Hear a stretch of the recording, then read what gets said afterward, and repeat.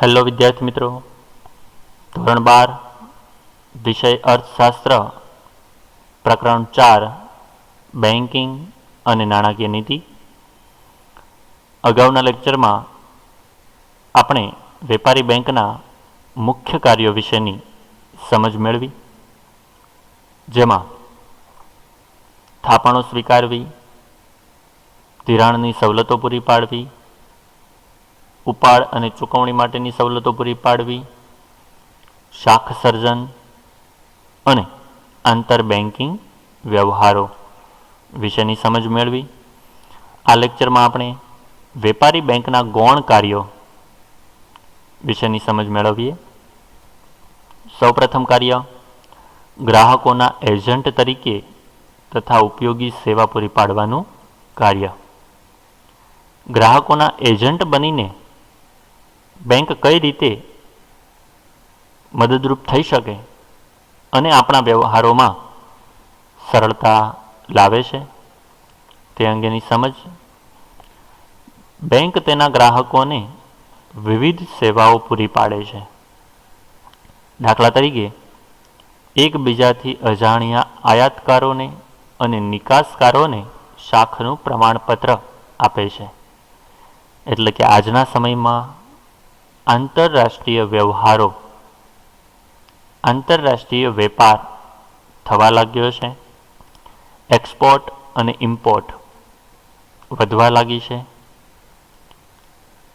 કોઈ એક દેશમાં રહેલ વેપારી દુનિયાના કોઈ પણ ખૂણામાં રહેલા દેશમાં કે કોઈ પણ વ્યક્તિને વસ્તુ વેચી શકે છે અને તેમની પાસેથી વસ્તુઓ ખરીદી શકે છે. આ વ્યવહારો કરવામાં ખૂબ જ સાવચેતી રાખવામાં આવે છે અને તે માટે આપણા આયાતકારો અને નિકાસકારોને અન્ય દેશમાં રહેલા વ્યક્તિઓના શાખના પ્રમાણપત્રો, તેમની નાણાકીય સ્થિતિ અંગેની માહિતી મેળવી આપવામાં આવે છે. કેટલીક આર્થિક પ્રવૃત્તિઓ માટે બાંહેધરી આપે છે. એટલે કે મોટા વ્યવહારો કરવા માટે બેંક ખાતરી પૂરી પાડે. વળી ક્યારેક બેંકો કરવેરાના ચલણો ભરવાની વગેરે સુવિધાઓ પણ ગ્રાહકોને આપે છે. હાલના સમયમાં તો આપણે આપણા કરવેરા હોય, એ પછી મિલકત વેરો હોય, આવક વેરો હોય કે પછી વ્યવસાય વેરો હોય, આપણે ઘર બેઠા ઓનલાઈન બેન્કિંગ દ્વારા, ઇન્ટરનેટ બેન્કિંગ દ્વારા, મોબાઈલ બેન્કિંગ દ્વારા આપણે ભરી શકીએ છીએ અને આપણા વ્યવહારોને જોખમ મુક્ત અને સરળતાથી, ઝડપથી કરી શકીએ છીએ.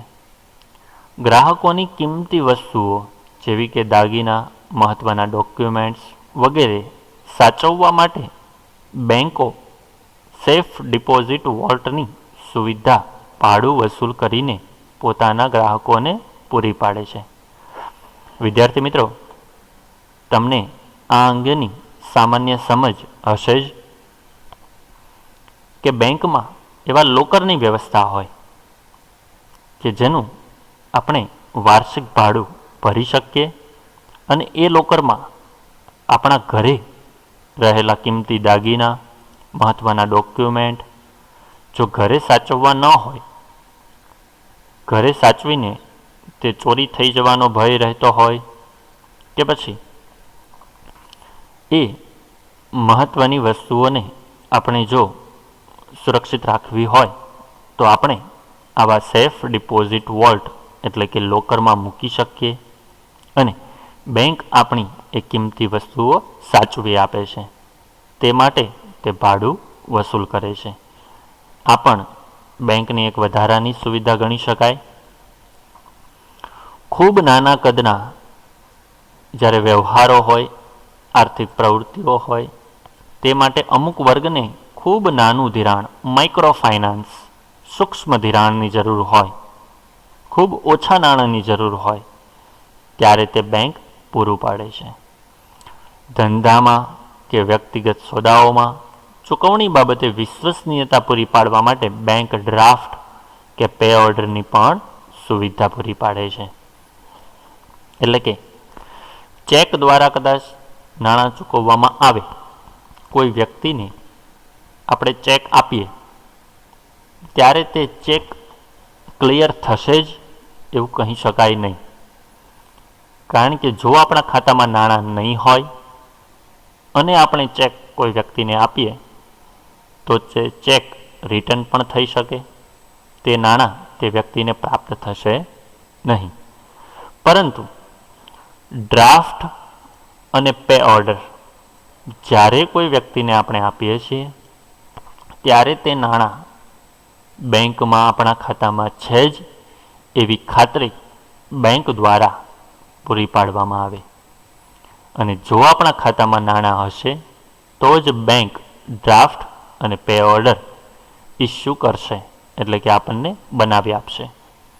અને ડ્રાફ્ટ અને પે ઓર્ડર જ્યારે કોઈ વ્યક્તિને આપણે આપીશું ત્યારે તે વ્યક્તિને ખાતરી હશે જ કે આપણને આપણા નાણાં પૂરતા પ્રમાણમાં મળવાના છે. કારણ કે ચેક રિટર્ન થઈ શકે છે પરંતુ ડ્રાફ્ટ અને પે ઓર્ડર રિટર્ન થતા નથી.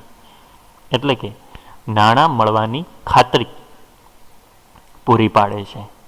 આમ બેંક આ ડ્રાફ્ટ અને પે ઓર્ડર બનાવી દેવાની સુવિધા પણ પૂરી પાડે છે. ત્યારબાદ વેપારી બેંકનું બીજું અગત્યનું કાર્ય એટલે કે બદલાતા સમય સાથે આધુનિક સેવાઓ પૂરી પાડવાનું કાર્ય. જેમ જેમ સમય બદલાતો જાય તેમ તેમ આધુનિક અને ઝડપી સુવિધાઓ લોકોનું જીવન ધોરણ સરળ બનાવે છે, લોકોના વ્યવહારો સરળ બનાવે છે.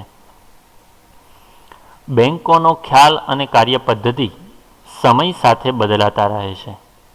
બેન્કિંગ કાર્યોમાં સતત નવીનીકરણ થતું રહે છે. આજના સમયમાં ચલણ કે ચેક વાપર્યા વગર એક બેંકના ખાતામાંથી કોઈ અન્ય બેંકના ખાતામાં મિનિટોમાં નાણાંની ઇલેક્ટ્રોનિક ટ્રાન્સફર માટે હેરફેર કરી શકાય છે. જે માટેની સુવિધાઓ છે NEFT, national electronic fund transfer. વિદ્યાર્થી મિત્રો, કોઈ વ્યક્તિને આપણે અન્ય સ્થળે અન્ય વ્યક્તિને નાણાં ચૂકવવા હોય અને ખૂબ ઝડપથી મોટી રકમ તેમને આપવાની હોય ત્યારે તે માટે આપણે બેંકની આ NEFT, national electronic fund transfer અને RTGS, રિયલ ટાઈમ ગ્રોસ સેટલમેન્ટની સુવિધાનો લાભ લઈ શકીએ છીએ. બેંકમાં તે માટેનું ફોર્મ ભરવાનું રહે છે. NEFT અને RTGSનું ફોર્મ આપણે જે રીતે ટ્રાન્સફર કરવા માગતા હોઈએ તે રીતે આપણા અકાઉન્ટ નંબર, આપણી માહિતી સાથે જે વ્યક્તિને આપણે નાણાં ચૂકવવા માગતા હોઈએ તે વ્યક્તિનું નામ, અકાઉન્ટ નંબર, બેંક, તેની શાખા અંગેની માહિતી આપવાની રહે છે. અને બેંક આપણા ખાતામાંથી તે વ્યક્તિના, તે પેઢીના, કંપનીના, વેપારીના ખાતામાં એટલી રકમ મિનિટોમાં ટ્રાન્સફર કરી આપે છે. આમ આ સમયમાં ઝડપી અને ખૂબ મોટા ફંડની હેરફેર શક્ય બની છે. જે માટે NEFT અને RTGS ખૂબ સુવિધાજનક છે. આ બંને સુવિધાઓ માટેનું એક ચોક્કસ માળખું core centralise online real time exchange જે બેન્કિંગ સિસ્ટમના લીધે એ શક્ય બન્યું છે. આમ આપણા નાણાંની હેરફેર ઝડપથી થઈ શકી છે. વળી ઇન્ટરનેટ બેન્કિંગ તથા મોબાઈલ બેન્કિંગ એપ્લિકેશન દ્વારા વિદ્યાર્થી મિત્રો હાલના સમયમાં તો દરેક બેંકની એપ્લિકેશન હોય છે. જે એપ્લિકેશન દ્વારા આપણે ઘર બેઠા આપણા ખાતામાં રહેલી રકમ, બેલેન્સ કોઈ અન્ય વ્યક્તિને ટ્રાન્સફર કરવા હોય, અન્ય વ્યક્તિને ચૂકવવા હોય, કોઈ વસ્તુની ખરીદી કરવા માટે જઈએ અને ત્યાં આપણે ચૂકવવાના હોય તો આપણે એપ્લિકેશન દ્વારા ઝડપથી નાણાંની હેરફેર કરી શકીએ છીએ. ઇન્ટરનેટ બેન્કિંગ અને મોબાઈલ ફોનના બેન્કિંગ એપ દ્વારા ગ્રાહક પોતાના ખાતાની બધી વિગતો કમ્પ્યુટર અને મોબાઈલ ફોન પર મેળવી શકે છે. વસ્તુઓની ખરીદી કરવાની હોય ત્યારે પણ આપણે સીધા જ નાણાં જે તે વેપારીને ચૂકવી શકીએ છીએ. અને ટિકિટો ખરીદવાની હોય, એ પછી મનોરંજનની ટિકિટો બેંકો દ્વારા આપણે તે કાર્ય પણ કરી શકીએ.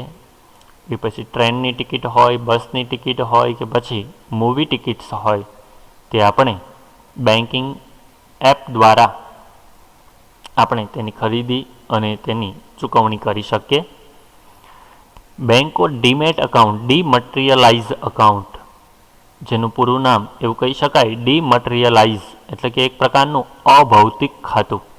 એ ભૌતિક સ્વરૂપે ન હોય, ભૌતિક સ્વરૂપે ન હોય પરંતુ અભૌતિક સ્વરૂપે હોય તેવું ખાતું એટલે ડીમટીરિયલાઇઝ. ડીમેટ ખાતાની પણ સગવડ પૂરી પાડે.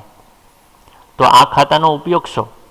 તો કે ડીમેટ ખાતું એટલે એવું ખાતું કે જેના દ્વારા આપણે શેર, ડિબેન્ચર કે પછી બોન્ડ અને અન્ય જામીનગીરીઓ વગેરે ભૌતિક સ્વરૂપે, કાગળ સ્વરૂપે સાચવવા ન પડે તે માટેનું એક ઇલેક્ટ્રોનિક ખાતું છે.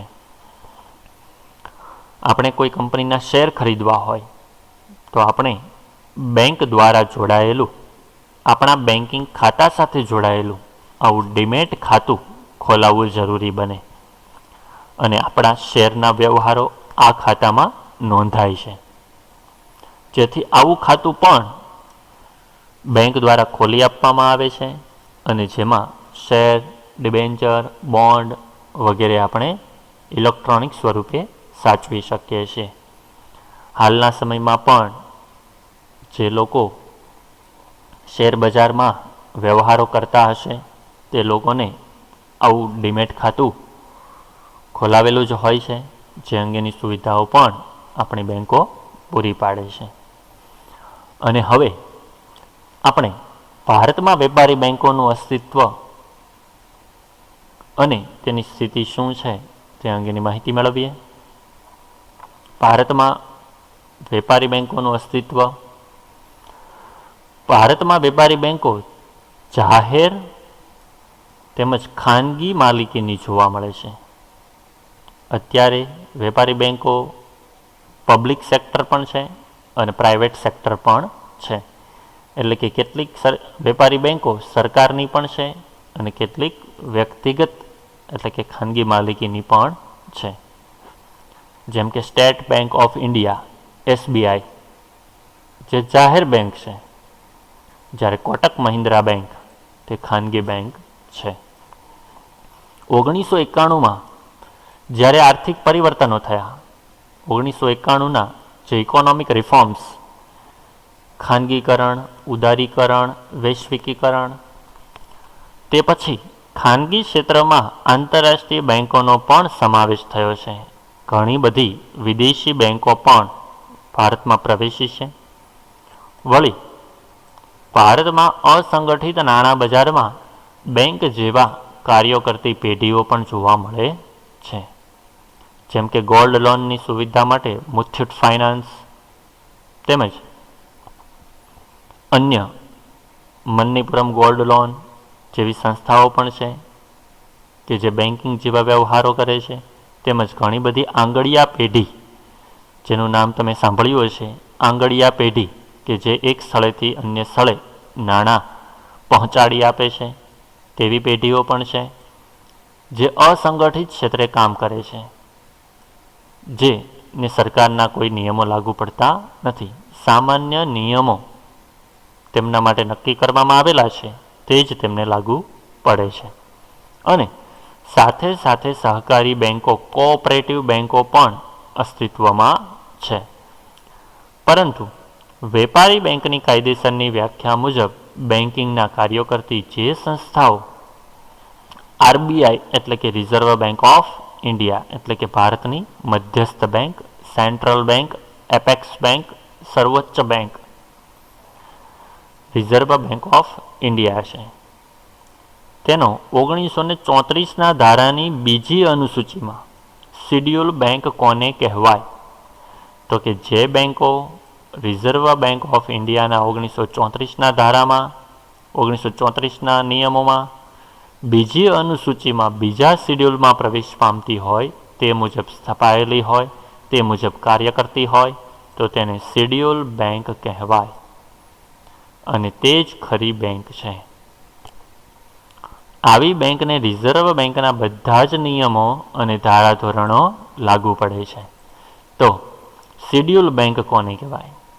શિડ્યુલ બેંકમાં બે ભાગ પડે. વેપારી બેંક, જે આપણે તેના કાર્યો વિશેની સમજ પણ મેળવી, અને બીજી બેંક છે સહકારી બેંકો. આમ વેપારી બેંક અને સહકારી બેંક, જેમાં વેપારી બેંકોનો ખ્યાલ આપણે મેળવીએ છીએ. વેપારી બેંકોમાં જાહેર ક્ષેત્રની એટલે કે સરકાર દ્વારા નક્કી કરવામાં આવેલી જાહેર બેંકો, બીજી ખાનગી બેંકો, ત્રીજી ભારતમાં કામ કરતી વિદેશી બેંકો અને ચોથું પ્રાદેશિક ગ્રામીણ બેંકો એટલે કે રિજિયનલ રૂરલ બેંક્સ. આવી બેંકો પણ કાર્યરત છે, જે જિલ્લા મુજબ બનાવવામાં આવેલી છે અને ચોક્કસ પ્રદેશમાં તે નાણાકીય વ્યવહારો કરી આપે છે. આમ મુખ્યત્વે શિડ્યુલ બેંક અને શિડ્યુલ બેંકના બે ભાગ, વેપારી બેંક અને સહકારી બેંક, જેમાં વેપારી બેંકના ચાર ભાગ: જાહેર, ખાનગી, વિદેશી અને પ્રાદેશિક.